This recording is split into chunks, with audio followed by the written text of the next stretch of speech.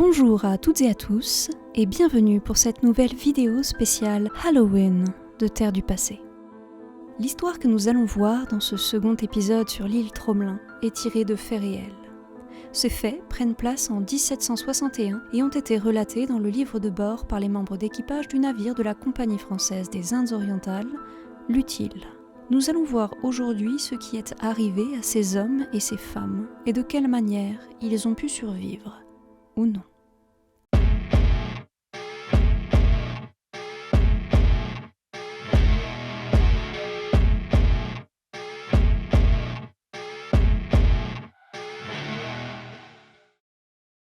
Cette petite île de 1 km², sans relief, sans cours d'eau, sans arbres, en dehors de quelques arbustes rabougris, ne semble pas avoir de caractéristiques suffisamment remarquables pour faire parler d'elle. Et pourtant, il y a bien des choses à raconter la concernant. Depuis sa découverte en 1722 et tout au long du XVIIIe siècle, ses coordonnées n'ont cessé d'être revues par les divers navigateurs qui relevèrent sa position lors de leur voyage à travers l'océan Indien. Cette position approximative et l'absence de relief la rendent presque invisible la nuit par temps calme. Or, autour de l'île se trouve un ensemble de récifs coralliens mortels pour tout navire qui oserait approcher d'un peu trop près. Seule une passe étroite au nord de l'île permet de la rejoindre sans briser la coque des navires et seulement par temps clair et calme. En 1761, le gouverneur de l'Île-de-France, future île Maurice, Antoine-Marie Desforges-Boucher, interdit provisoirement la traite des Noirs suite à des tensions avec les Anglais. Pour autant, cela n'empêche pas Jean-Joseph de Laborde, un négociant esclavagiste, d'affréter un navire depuis Full-Pointe à Madagascar vers l'île Rodrigues afin de transporter 156 esclaves malgaches, hommes, femmes et enfants, et de les y vendre. L'Utile est au port, à Full-Pointe. À bord, 142 hommes d'équipage. Ce navire, venu de Bayonne pour apporter des vivres à l'île de France, s'est ensuite rendu à Madagascar pour y récupérer des marchandises qu'il devra rapporter à l'île de France. Le commandant, Jean de Lafargue, marin peu scrupuleux et cupide, accepte le contrat que lui propose Jean-Joseph de Laborde, malgré l'interdiction du gouverneur. Mais ce choix implique un changement d'itinéraire. L'île Rodrigues se trouve sensiblement plus à l'est que l'île de France, et pour arriver plus vite, le commandant décide, contre l'avis de son second, Barthélemy Castellan du Vernet, de naviguer de jour comme de nuit. De plus, de crainte d'être arrêtés, ils navigueront hors des routes maritimes. Les marins de l'Utile s'inquiètent de se perdre la nuit. Et justement, dans la nuit du 31 juillet au 1er août 1761, environ 10 jours après leur départ de Full-Pointe, le commandant Jean de Lafargue ne sait plus où il se trouve. Depuis 4 jours déjà, ils naviguent au nord-est. Il faut absolument éviter de croiser les routes maritimes de la Compagnie des Indes, plus au sud. Mais ils doivent prendre garde. Ils approchent d'une zone dangereuse. L'île de Sable est connue depuis près de 40 ans, mais aucun navigateur ne l'a positionnée exactement au même endroit. Le commandant utilise 2 cartes pour se guider.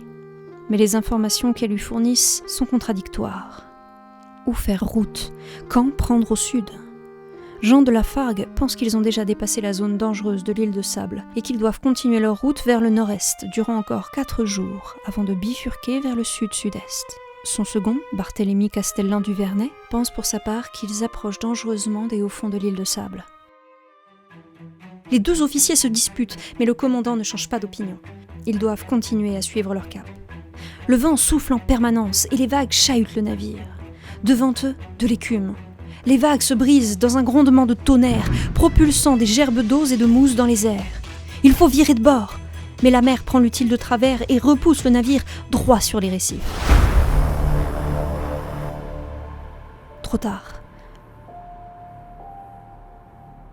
Le ventre de l'Utile est déchiré sur les squelettes calcaires durs et tranchants des coraux peu profonds qui entourent l'île de Sable. Jean de Lafargue enrage, ce n'est pas possible, il ne peut pas s'être trompé. Lafargue refuse l'évidence. Hissez la grand voile, virez de bord, il faut repartir, allez, tas de fainéants. Le navire repose déjà sur sa quille. Il ploie, se tord dans des gémissements de fin du monde. Barthélemy Castellan du Vernet premier lieutenant et second de la Fargue essayent de raisonner son commandant, mais rien n'y fait. L'homme a perdu la raison. Castellan hurle alors ses ordres aux marins paniqués. « Nous sommes trop lourds, il faut soulager le navire avant qu'il ne se brise totalement. Coupez les mâts, jetez les canons à la mer. Allons, plus vite que ça, exécution !» Et joignant l'acte à la parole, Castellan défait les amarres du canon le plus proche de lui et le jette à la mer. Le second continue de crier ses ordres et les marins reprennent leurs esprits. Agir leur fait du bien et l'ouvrage leur donne l'impression qu'ils pourront s'en sortir. Les mâts sont coupés, les canons sont envoyés par le fond, mais la houle déferle sur les récifs et sa violence finit par arracher le gouvernail. La structure et les ponts s'effondrent. L'utile sombre sur les récifs peu profonds. Perdu. 18 marins sur les 142 membres d'équipage périssent noyés. Les autres parviennent à rejoindre l'île toute proche.